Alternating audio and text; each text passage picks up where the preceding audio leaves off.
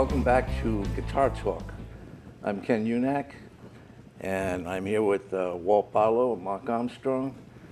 And in the last show, we were talking about Lightnin Hopkins. We're going to continue on with some Lightnin today and see where we get. What we're doing is we're looking at his style and trying to pick it apart, the elements of his style, what makes lightning sound like lightning.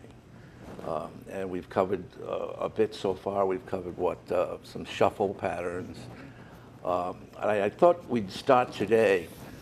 There's been some questions about how does he improvise? You know, what are the scales or notes? I don't want to think of a scale, but we can put it in terms of a minor pentatonic scale is where Lightnin lives pretty much. That's his skeleton. So he plays things like, you know, that'd be typical Lightnin. And all I'm doing here, I'm fooling around with that Lightnin lick we showed you last week. I've added a couple of notes in there that are not pentatonic minor, like that G sharp and the E. So this is all on an E chord. So I think if you're going to start to play on an E chord in a lightning style, once you have that shuffle going, well, in this case, just a monotonic bass on the beat, then you can start to add the pentatonic, E minor pentatonic, which is E, G, A, B, and up here, a G natural. So if you look at that, what we've got is the G is a flat third on this E chord, right here. And that's why it usually gets bent a little bit, bent up towards the G sharp, which is the chord tone. So if you know the pentatonic here, on the first four strings, that's all you really need to know to get started with Lightnin, and be able to move it up a little bit at the third position here.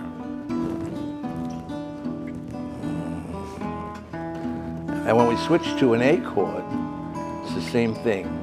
We're going to look at for pentatonic minor.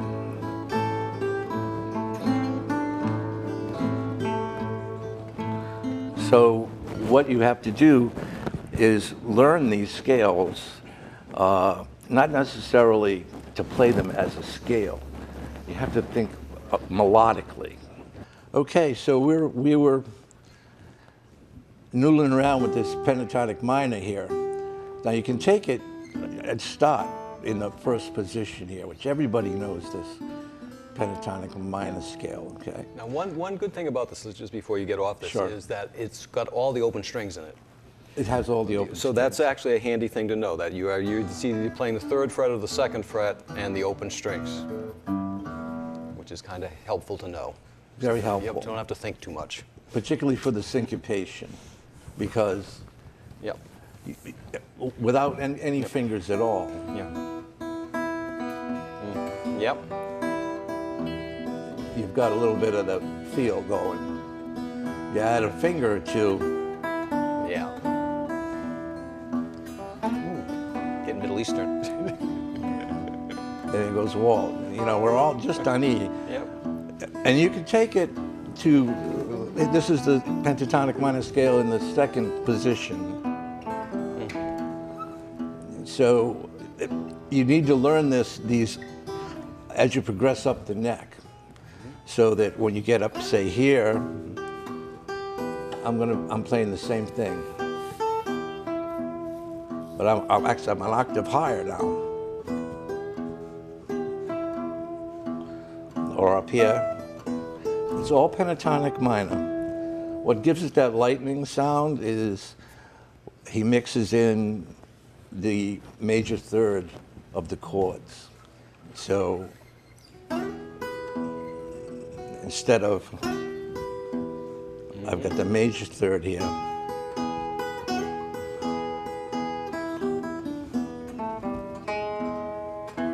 There was the major third again. So when you get to the A, it's the same thing. We'll put an A chord here. We'll play a pentatonic A minor against it. Somebody want to add a little bit of pentatonic A minor? Yeah.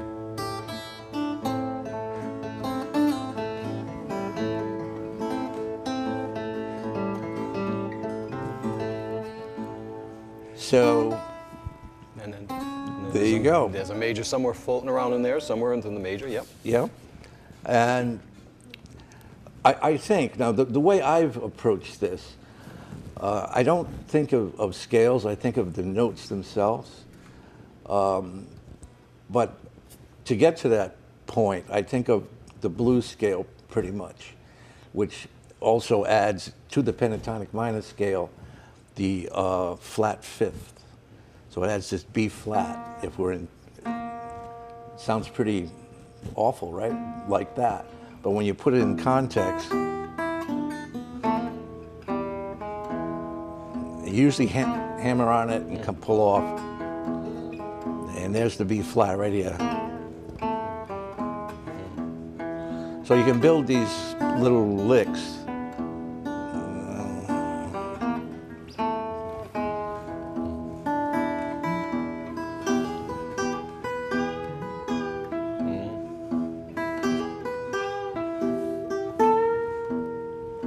He bends the fourth a lot. That's the A. So a key thing is to listen to your bends also. How much are you bending? Like, I didn't bend that, but now.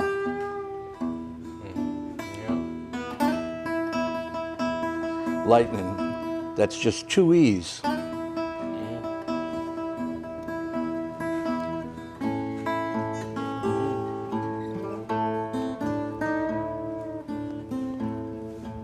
So that right there, I'm on the A minor pentatonic, but I added the flat fifth and bent it towards the fifth.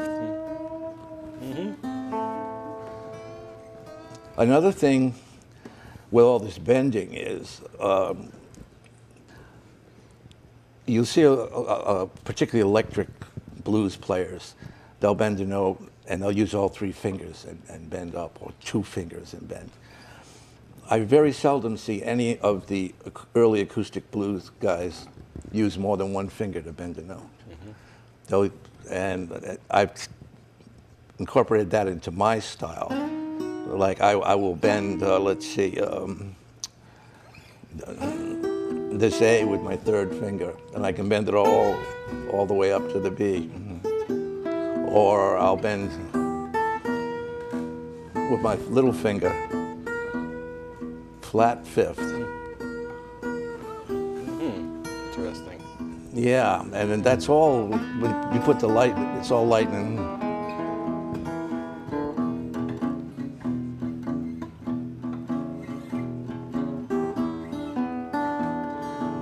So, getting back to elements of his style, so we have this pentatonic feel with a monotonic bass. And he'll shuffle, and then in the next measure play a little lick. A little Q and A. Yeah, and then do it in A. Act E. And when he gets to the 5 chord, he usually just plays something. Whoa.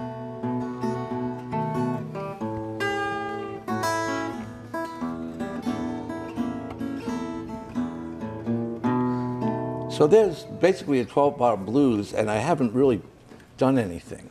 Right. I've played an E chord, an A7. I don't even know if I played that A7, and a B7, which I think can bring us back to what chords do you need to know to play Lightnin'? And I actually sat around listening and watching Lightnin' in some old films this week, and thinking about that. And he only plays about maybe a dozen chords. Yeah, he plays this form of an E, Right. an E7. Yeah. He'll use a couple of different A7s down here. As far as up higher up the neck, he'll use this C chord, but he slides up and makes a C7 out of it. And he'll also slide up this B7. He'll slide it up all the way here, and it becomes an E. E7. What else does he use? He uses a G7 form like that. Doesn't he do? So we've got like 1, 2, 3, 4, Same as the A7. 5. Yep. This A7 form, he'll actually play a G7 like that, or an E7 like this. Right. Yep. And that's, oh, one more. He'll play this form of an A, Right. which is, It's a little diminished. got a triad. G Yeah. on the the 5th fret, Yep. 4th string, and then the 3rd string, 6th fret, Yep. C sharp. Yep. and the E is on the 2nd string, 5th fret. But when you play that form, you get open A and open E together. And you can also slide this back. Just knowing those 7 or 8 forms, you've got Lightnin as far as what he's playing. Everything else, if he plays a tune like Baby Please Don't Go, that's what we were just doing. Right. Right.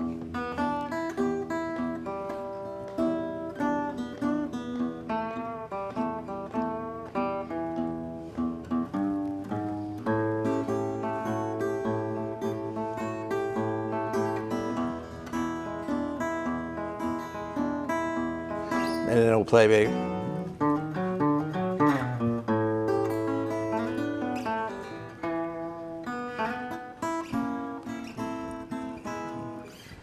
So if you put all this together, you get some pretty nice Lightnin.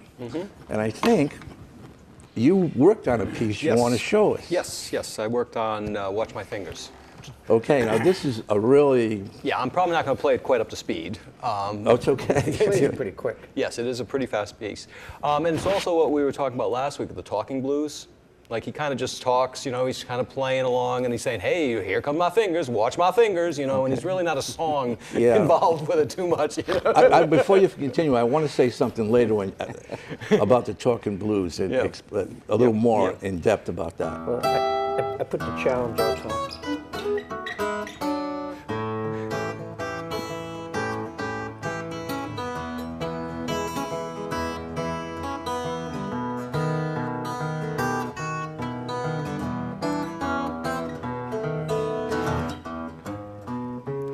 So here's the way this song is structured, which I thought was cool, because when you were just playing what you were doing, it actually sounded a lot like what he's doing in the second half of this song.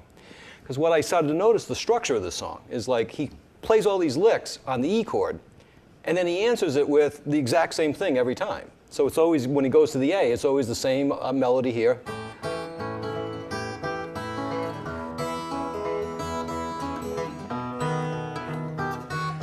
Right, he does that, and then the only variation he does in the turnaround is a couple times, and then he goes,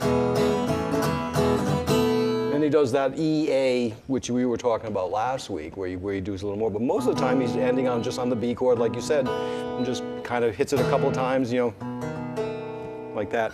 But then he's got the watch my fingers part, which is, you know,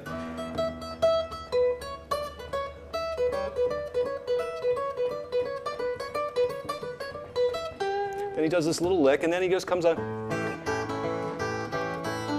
and he goes back into that the whole time. So so basically it's a nice little structure for a way to improvise and to put a blues tune together. Is you basically just improvise on the first half of the song, and then have this little stock answer for it, and it's a great structure to give a song a lot of forward momentum.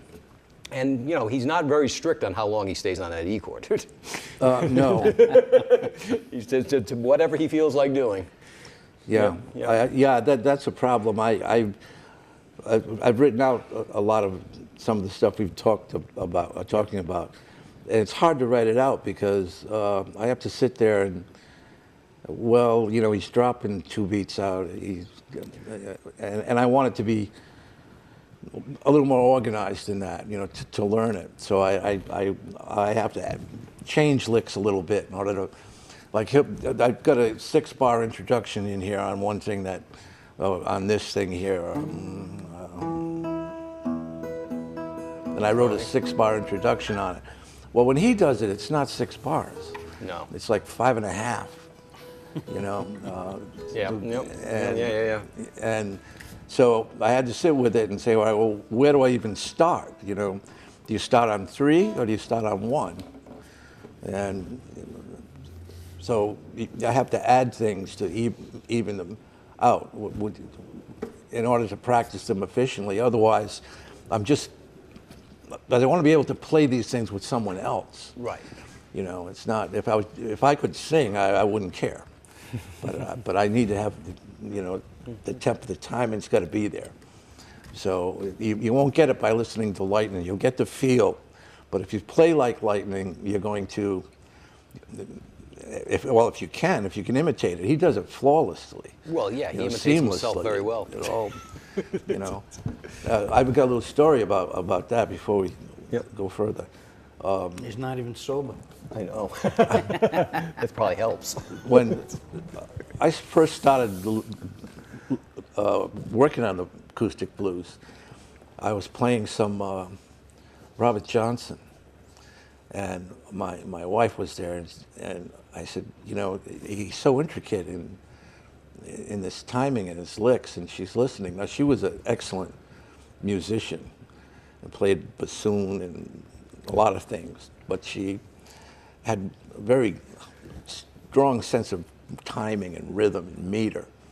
And she said, how can you be listening to him? He's dropping beats all over the place. I can't. And then I played, well, I said, if you think that's bad, I played Blind Lemon for her. And she said, oh, there's no meter. And I said, you just don't get it. You know, you've got to be into it's there. So, you know, a couple months go by and she was there. You have to get into the feel. Mm-hmm. The normal trained musician who listens to Blind Lemon Jefferson the first time is going to think he's horrible because he's got 5/4, 3/4. He's playing straight 8s, and then he's playing swing 8s. So anyway, I wanted to ask you about what you just played there. Oh yeah. That the Watch My Fingers part. Now, what is that all? That's all sounded like pentatonic minor stuff. Actually, it's more based. It is a little bit, but it's kind of based around the E7 chord. So it's like you got this. Oh, okay. So you got this little lick going up to the 7th. So basically, I'm playing an E and a B, both at the 12th fret, and then it was also on the B string. There's a C sharp at the 14th fret. And the D at the 15th fret. So it's this, you know, so he starts off, he plays this a whole bunch of times, but then he gets into this.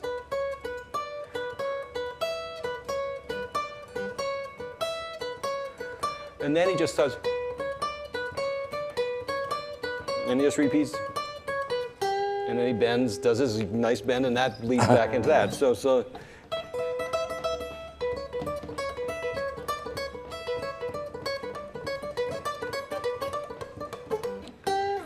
Something like that. Okay. Yeah. So, but yeah, that's the whole Watch My Fingers. So I can see, you know, he's just playing that, and the only other lick he seems to play is that 6th lick.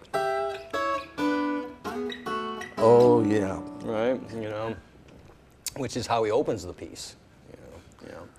So and that's. So even though that's rather technically difficult, right? It's still composed of the same little elements. Yeah. Oh yeah. Yeah. That all his tunes are made of. Exactly. Yeah. He's just juggling those things, those elements. And like I said, what you played sounded very much like what he was playing for that part, which he probably plays very similarly on the A chord and the B chord very often. Yeah. So, and he had and definitely some other licks in there. So it'd be worth learning the whole thing. So I'll learn the whole thing. He does it so quick though. Well, yeah, I know. The timing on it so fast. Yep. Yeah, he has. I've noticed that early on when it's not real noticeable unless you're a guitar player and you try to duplicate what he's doing. But he has tremendous speed on some of these tunes. Well, there's also a little thing though. He's not super fast, but he does ride the beat. He does play ahead of the beat a lot, and so it feels anxious, even though it might not be that fast because of the way he's phrasing it. Right. Because a lot of chords, like I was playing along with him, and I'm all like, "Why am I late? Why am I late? Why am I late?" And it's Yeah, like, he jumps a. Yeah, he pushes. Particularly pushes when the he beat, does these licks. Yeah. Da, da, da, da, da, da, da, da. He's like really rushing it a little bit. Yeah. So. But yeah, that's his time though. That's, you know. And the thing is you hear that time and you're going to know, hey, that's Lightnin Hopkins. And it's funny, you hear different recordings of the same thing, and it's still the same in every single one of them. Right. Well, it's, you know, that's the thing is you hear it the way you hear it. Right. You know, to me, I've often said, you know, like playing the same thing again. Is it harder to play the same thing again or to play something different again? You follow me? In other words, you play the way you play. So if you play it and it feels natural, are you going to play it exactly the same way the next time, or is it going to be slightly different the next time? Because that's the way you play it. That's the way it feels right. I don't know. It's kind of like when you draw a face, you know, like cartoonists, and they draw a face again. Is it going to look different, or is it going to look the same? I got to tell you, when we play out, so many things sound so different every single time you play it, you know. Yeah, and I like that. I like it. yeah. I like it a lot. Yeah. So That's Yeah, that brings us to Yep. another aspect that we've been talking about, developing your own style. right. You know, and it's all well and good to sit there for hours and try to imitate lick note for note what, say, Lightning is doing. But the real question is why? You know, when you could use that time, if you've got his basic lick down, to fit that into the way you play. You know, I don't play like, I don't sound like Lightning, particularly the way I use 3 fingers instead of a lot of that. Like when I played Baby Please Don't Go here, let's see.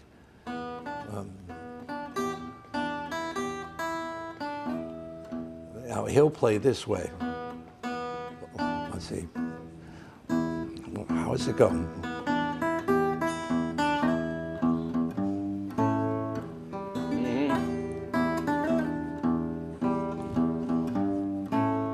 He'll put an A chord in there, but actually sometimes doesn't even put the whole chord. He just puts in between, okay, which is an open 1, 2, and 3, 4, 1. But it'll fit that in between what he's singing.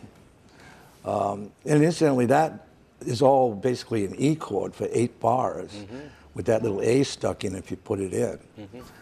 And it really comes sort of from talking blues. Right? Lightnin didn't write this song. Right.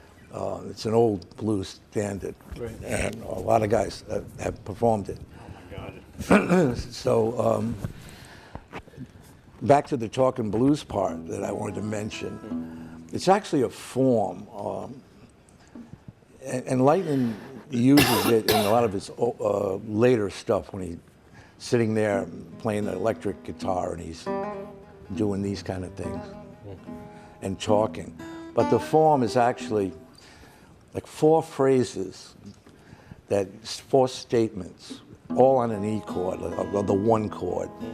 And you noodle around and I think last week I said something like, well, you know, I got up this morning and, you know, I found my woman gone. And, you're supposed to deliver it with a deadpan, no smile, no anything. And you play this licks and you tell the next little thing, you know, I didn't have any whiskey and blues were, I changed chords, you're not supposed to do that. So you keep this going. rules here. So you do 4 phrases and then there's a punchline to it. You're supposed to like tell a joke at the end, but you don't smile. Okay. You don't crack up.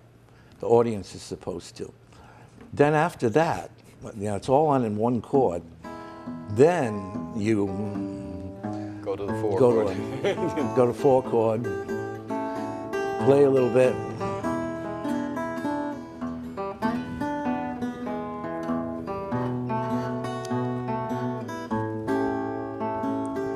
Well, you know, I got up again today, and they do another 4 lines. And Lightnin would just make these things up as he's playing and talk. But it's an actual form that you can perfect, you know. Now, something that I hadn't really thought about. In his later years, he performed electric. Yeah. Do you see the difference in the style going from the acoustic to the Yeah, electric? I do, and actually, To me, it sounded a little sloppier, a little.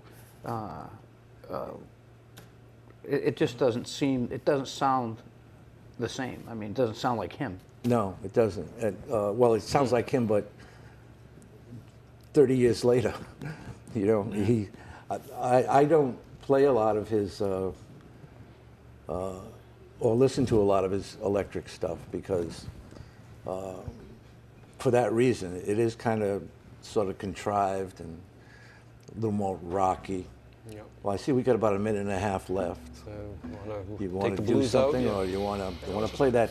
Yeah. I want to hear the whole "Watch My Fingers." Play Well, I that. don't know if I know the whole thing all the way through yet, but we will see.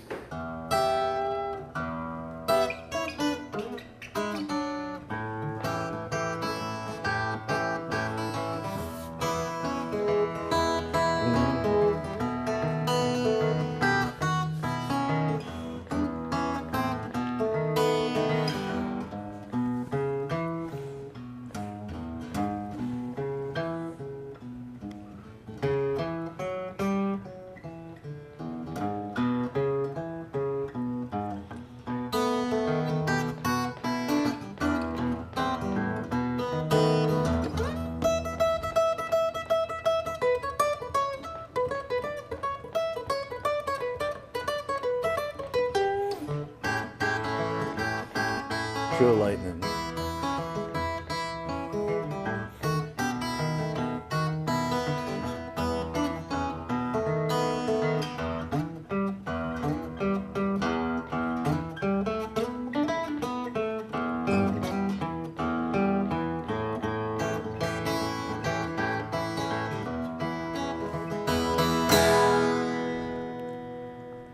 Right on. Yep.